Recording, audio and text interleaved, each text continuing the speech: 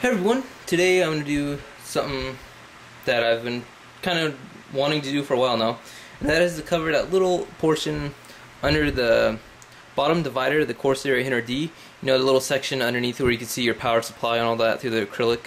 Well, I want to cover that whole section off because I'm going to do water cooling in a couple days, and I don't want anyone to see my pump down there and stuff like that. So what I thought I'd do is make something to cover all that up. So I was walking around Home Depot, and I came across the acrylic, acrylic that I normally always buy, which is this right here. For this, I already measured. You'll need probably about 22 inches long and only about 5 inches max height. But this sheet comes in an 18 by 24, so it should be plenty in case you make some mistakes. And as I got that, I went a little further, and I saw this screen mesh that you could buy for outdoor, windows and stuff like that.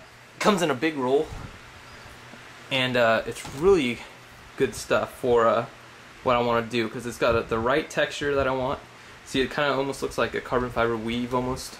You get really close. I have another one, but it's not as tightly bound, I guess you could say, together as this one. This one's a little more expensive, and even though you don't need like a whole lot to do this, it comes in a big roll. It's only about 15 bucks. So yeah, so to get that on the acrylic, we need to bond it somehow. So I just thought, we might as well use some spray adhesive. So I picked up some spray adhesive there by Loctite, and it's for acrylic and other stuff like that. So it should work pretty good. You need some scissors to cut the screen, a Sharpie marker to mark off parts of the acrylic that you don't want to cut, and things that I will be cutting to fit some tubes in there. I'll do like a little slot where the tube could fit in, but it won't look like it's actually won't be a portion cut out of this, so it'll look like it's just going through the plexiglass, which is kind of the look I want. We got 2 C-clamps. Now you could use vice grips, and this is just to hold the plexiglass down when we cut it with the Dremel. You don't see it here, but we do need a Dremel and the tools for the Dremel to cut this. I went ahead and already cut a little bit of plexiglass and glued it on to the mesh onto the acrylic, and it turned out like this. Now, I don't know about you guys, that looks pretty awesome. I think that's the exact look I'm going for. Of course, it's not. I didn't spend a whole lot of time doing this, so you can see it's still like lifting up a little bit. But see, the acrylic's under there. I just used the spray adhesive, sprayed it down on there, and that's gonna look really nice, I think, in the case. So let's go ahead and get to it, guys. Okay, so this is the lower part that I was talking about in the case. I know it's extremely dusty. I'm gonna clean it out when I put my liquid cooling stuff here in a couple days. But anyway, just bear with me, guys. So what we need to do is measure. I want it to go all the way across here and cover this whole bottom part.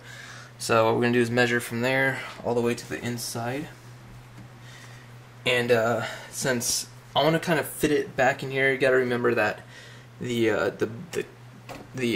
acrylic, the door that comes down here, there's little screws on the back that fix the acrylic window. So you got to take note that you want it to set it back a little farther in so it doesn't hit that. And with these holes here where my tube is going to go, I also got to make sure that it fits behind that. So just make sure it's probably basically going to go right up against the back fan there. And if I do it that way, then I'm going to have to remove this. So I can take this out right now. And what I'm planning to do is put my return back to the radiator tubing through that back hole there for the pump. So yeah, we'll just go ahead and measure those ends, and we'll also need to measure the height here as well. Okay, so I measured it, and it was just shy of about 23 inches. So what I'll do is go ahead and mark right by the 23 inches with my Sharpie. Mark one of the points to make the cut. Okay, so I measured the height, and it was just barely over 4 3/4 inches. So what I'm going to do now is mark at the very top there, put a little mark with my Sharpie, and then connect the lines drawn across and up, and then that would be the part where I would Dremel out for now. Now it's always good to be a little over the exact measurement, because when you're cutting, you don't know what side of the line you're going to cut on, and it's always better to be a little more safe than sorry. with this. So what I'm gonna do is, yeah, cut a little more past than what I actually measured. So we'll go ahead and get that cut. Okay, so now all we need to do is make a line connecting the two to complete our little rectangle here. This is where the C-clamps will kind of come in handy. So you can see I just used a paper towel to protect the acrylic there with the C-clamp pushing in on it. What this is going to do is allow us to make a straight line, and so it won't move at all. See, it's pretty secure. And we'll also use these C-clamps for when we're cutting it. We'll use a straight edge like this, and we'll just cut along it with the Dremel. So what we gotta do now is get a Sharpie marker and just connect the two lines, and we'll have a little rectangle. Okay, so now we're ready to make our first cut. What we got here is just the C-clamps holding it down once again, and we're going to make our first 4 3/4 inch cut right here for the height of what we want. And it's using our Dremel with like a little cutting wheel on there. We go ahead and cut it. Make sure you wear some safety glasses. There's a lot of hot acrylic that flies up and hits you in the face. So just a warning there. And here we go.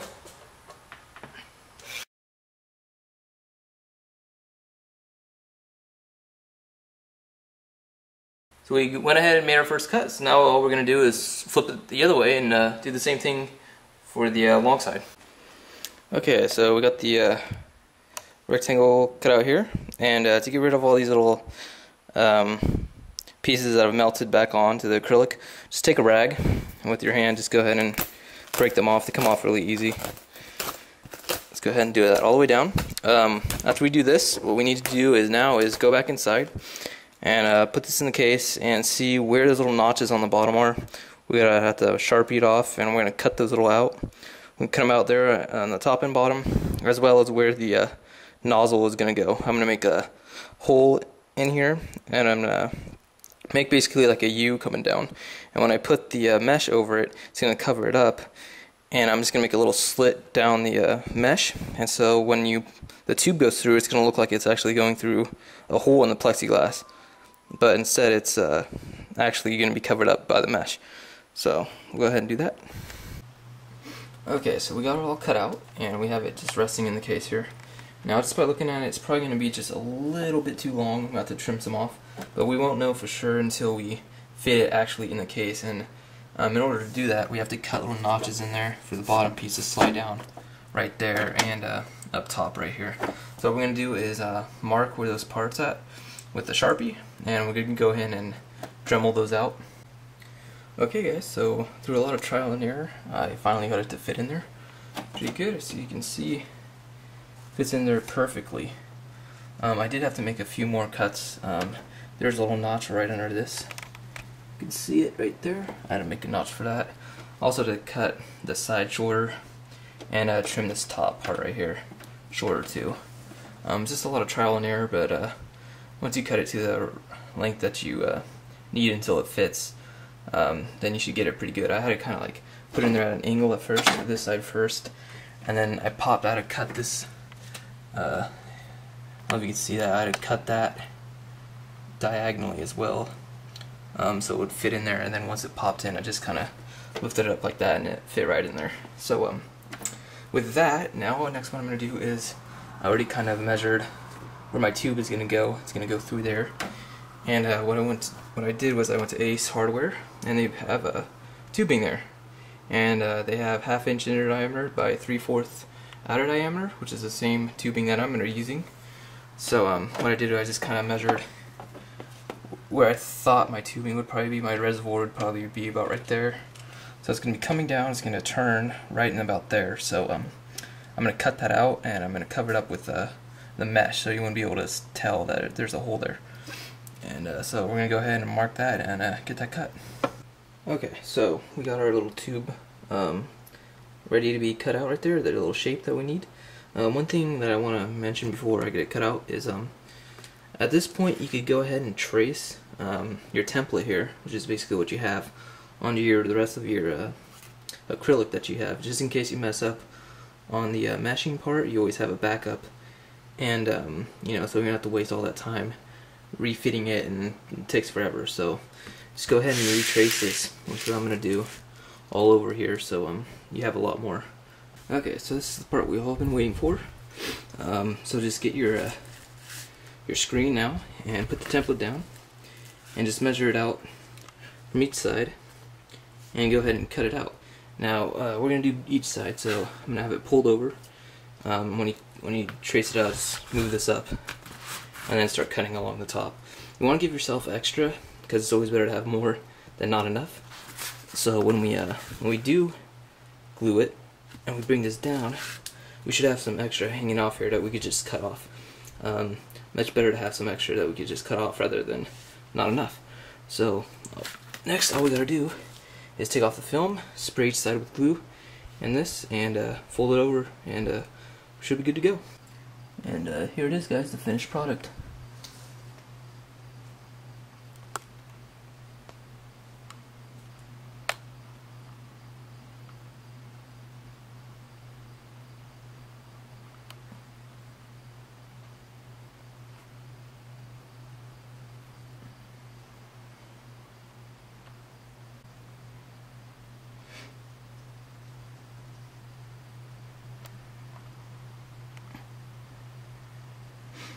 And in about a week or so, guys, I'll have my all my water cooling parts.